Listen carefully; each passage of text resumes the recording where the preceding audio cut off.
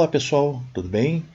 Hoje, dentro da programação de aulas voltadas especificamente para o programa de avaliação do PAS 2, vamos trabalhar um pouquinho diferente daquilo que estamos acostumados a fazer no componente curricular de História. Para isso, essa aula possuirá algumas características especiais em razão da pouca disponibilidade de tempo. Assim, vamos começar a partir dos assuntos que normalmente são mais cobrados na prova do PAS 2 e, a seguir, tentarei cobrir os outros conteúdos que também fazem parte desse programa. Os objetivos da nossa aula são reconhecer os aspectos relativos à crise do sistema colonial português, compreender como se processou a independência do Brasil e conhecer de maneira resumida as importantes características do primeiro e segundo reinados no Brasil, bem como do período regencial. Para isto, nós seguiremos o seguinte sumário. Uma breve introdução que nós já estamos fazendo no momento. Vamos falar a seguir sobre o sistema plantation e o pacto colonial, a crise no sistema colonial português.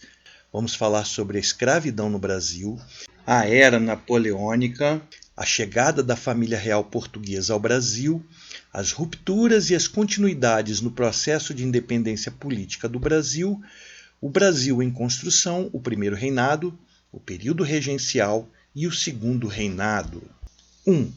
A crise do sistema colonial português.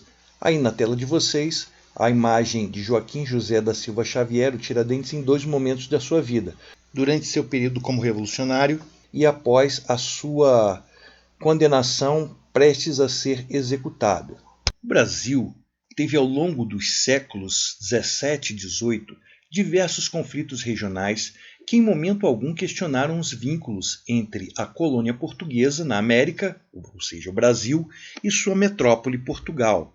Ainda que esses conflitos tenham materializado diversas insatisfações dos colonos, não havia contestação ao pacto colonial. Mas o que vem a ser o pacto colonial? O pacto colonial foi a relação de comércio entre uma metrópole e suas colônias durante a Idade Moderna. O papel das colônias era contribuir para a autossuficiência de suas metrópoles através de produtos tropicais ou metais, transformando-se numa área reservada à potência colonizadora. Nessa dinâmica, os produtos tropicais saíam da colônia exclusivamente à sua metrópole, a qual consumia ou exportava esses produtos para o resto da Europa. Por sua vez, apenas a metrópole abastecia a colônia com produtos manufaturados. Essa relação também era conhecida como exclusivo colonial. O modelo mercantil que Portugal adotara para o Brasil foi o sistema plantation, baseado num tripé fundamentado na monocultura, ou seja, a produção de apenas um produto, e no caso do Brasil a cana-de-açúcar, o latifúndio, ou seja, grandes extensões de terra para uso da plantação, e na mão de obra, que no nosso caso era mão de obra escrava. Assim sendo, as revoltas que aconteceram no Brasil até meados do século XVIII, por volta de 1750 mais ou menos, não eram emancipacionistas, ou seja, não apresentavam objetivos de romper os laços entre colônia e sua metrópole. Por isso, as revoltas que ocorreram no Brasil até 1750 se tornaram conhecidas como revoltas nativistas. As revoltas nativistas foram Revolta de Beckman, que aconteceu entre 1684 e 1685 no Maranhão, Guerra dos Emboabas, em 1707 a 1709, na capitania das Minas Gerais, uma disputa pelas jazidas de ouro encontradas pelos bandeirantes. A Guerra dos Mascates, um conflito que aconteceu entre 1710 e 1711 na capitania de Pernambuco, envolvendo as cidades de Olinda e Recife, e a Revolta de Vila Rica, também conhecida como Revolta de Filipe dos Santos, em 1720, mais uma vez por causa da questão do ouro. Ao longo do século XVIII, o antigo regime começou a ser vigorosamente contestado na Europa e na América por intermédio das ideias iluministas. Quando a gente fala em antigo regime, a gente está falando das monarquias absolutistas que existiram na Idade Moderna, cujas práticas econômicas estavam centradas no mercantilismo. A Revolução Americana, em 1776, seguida da Guerra de Independência dos Estados Unidos da América, abalou o antigo regime, além de romper o pacto colonial entre a Inglaterra e suas colônias na América do Norte. A descoberta de ouro na capitania das Minas Gerais, no ano de 1695, causou enorme impacto tanto na colônia, no Brasil, quanto na metrópole, Portugal. A região das Minas Gerais, onde se encontravam jazidas de ouro e de diamantes, recebeu um afluxo de milhares de portugueses e de escravos trazidos da África. Acontece que não existia naquela época uma infraestrutura necessária para suportar aquela quantidade de pessoas que vieram àquelas localidades. Graças às riquezas encontradas, rapidamente formou-se na região uma classe dominante cujos filhos foram estudar na Europa e que assimilaram as ideias que estavam circulando por lá, ou seja, as ideias iluministas. As ideias iluministas foram incorporadas por diversos monarcas europeus na tentativa de modernizar as economias de seus países. E esses monarcas ficaram conhecidos como déspotas esclarecidos. Um desses monarcas foi o rei de Portugal, Dom José I. Juntamente com seu primeiro-ministro, Sebastião José de Carvalho e Melo, o conhecido Marquês Pombal, implementaram importantes mudanças políticas e administrativas na metrópole, que refletiram e impactaram o Brasil colônia. Após a morte de Dom José I em 1777 e a coroação do novo rei português, Dom Pedro III, o Marquês de Pombal foi destituído, aproximadamente à mesma época em que a exploração do ouro entrou em declínio no Brasil colônia. Embora houvesse um declínio constante na extração aurífera causada pelo esgotamento das jazidas minerais que eram de aluvião, a coroa portuguesa determinou que a arrecadação dos impostos permanecesse nos mesmos níveis que apresentavam durante o auge da produção. Já no início da década de 1780, a classe dominante da capitania das Minas Gerais se encontrava profundamente insatisfeita com os altos impostos cobrados pela coroa portuguesa. Além disso, já estavam sob a influência das ideias iluministas e sob o impacto da recente independência dos Estados Unidos da América. Ideias de independência em Minas Gerais começaram a se proliferar. Importante ressaltar que o desejo de independência que estava circulando nas Minas Gerais era local e não nacional. Em maio de 1789, os inconfidentes foram descobertos, presos e condenados. O movimento não chegou a ser deflagrado.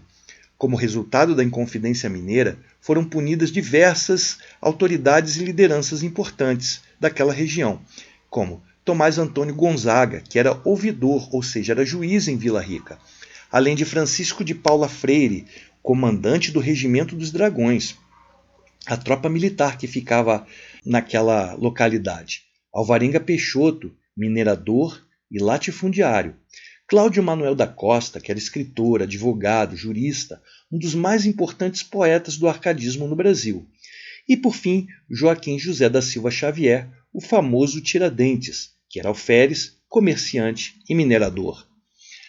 Aspectos importantes da Inconfidência Mineira. Ela ocorreu em 1789, na capitania das Minas Gerais. Foi realizada por mineradores e membros das classes dominantes locais. Possuía um caráter fortemente elitista. A sua motivação era por fim a carga tributária opressiva que estava sendo causada pela cobrança do quinto e pela derrama. Desejava realizar a independência nas Minas Gerais e não do Brasil como um todo. Desejava instalar indústrias e criar uma nova ordem econômica naquela região. Era a favor da manutenção da escravidão. A Inconfidência Mineira não tentava resolver questões sociais. O seu resultado foi a prisão, condenação de todos os envolvidos com o degredo, ou seja, foram exilados fora do Brasil colônia. Na maior parte deles na África. E para Tiradentes, considerado um dos grandes líderes dessa revolta, a execução por enforcamento e esquartejamento. 2 meses mais tarde, a França seria profundamente abalada pela queda da Bastilha, evento que simbolizou a queda do antigo regime na França. Não podemos nos esquecer também da terrível revolta no Haiti em 1791, quando a população de colonos europeus, no caso franceses, foi massacrada pelos escravos. Foram movimentos que enviaram ondas de choque por todo o mundo. Embora a Inconfidência Mineira tenha sido de fato elitista, ou seja, promovida, elaborada pelas elites política e econômica da capitania das Minas Gerais, ela foi realmente o primeiro movimento de contestação ao pacto colonial, contestação ao sistema colonial português. Após a Inconfidência Mineira, veio a Conjuração Baiana, outro movimento importante, também conhecida como Revolta dos Alfaiates, por ter sido executada pelas camadas populares, como seu próprio nome já sugere. A Conjuração Baiana aconteceu na cidade de Salvador, Bahia, em 1798. O seu objetivo era separar a Bahia de Portugal, abolir a escravidão e atender às reivindicações das camadas pobres da população. Os integrantes do movimento eram pessoas pobres que exerciam profissões como sapateiros, alfaiates, pedreiros e soldados. Recebeu influências da Revolução Francesa e da Revolução Haitiana. A loja maçônica Cavaleiros da Luz trouxe ideias iluministas da França e as difundiu entre os intelectuais baianos. Pessoas como Cipriano Barata, José da Silva Lisboa, futuro Visconde de Cairu, o padre Francisco Gomes, Francisco Barreto, dentre outros. Observem com atenção a seguinte chamada. Abre aspas. Animai-vos, povo baiense, que está para chegar o tempo feliz da nossa liberdade. O tempo em que todos seremos irmãos. O tempo em que todos seremos iguais. Fecha aspas. Vejam, os 6 principais pontos da Conjuração Baiana eram 1. Abolição da escravidão. 2. Proclamação da República. 3. Diminuição dos impostos. 4. Abertura dos portos. 5. Fim do preconceito racial. 6. Aumento salarial. Aspectos importantes da Conjuração Baiana. Ela ocorreu em 1798 em Salvador, Bahia. Foi realizada por alguns intelectuais e por líderes das camadas mais populares. Possuía caráter eminentemente popular. As suas motivações foram o declínio político e econômico da região Nordeste e a miséria social que atingia a maior parte da população urbana de Salvador. Desejava realizar a independência da Bahia e não do Brasil. Desejava acabar com a escravidão, bem como propiciar igualdade jurídica entre todos os habitantes. A Conjuração Baiana foi o mais importante movimento social do Brasil colônia. A conspiração foi traída e as suas lideranças foram presas, julgadas e sentenciadas. Bem, pessoal, por aqui a gente encerra a nossa aula sobre a crise do sistema colonial português. Não perca a sequência desta aula, versando sobre a era napoleônica na Europa e a vinda da família real portuguesa para o Brasil.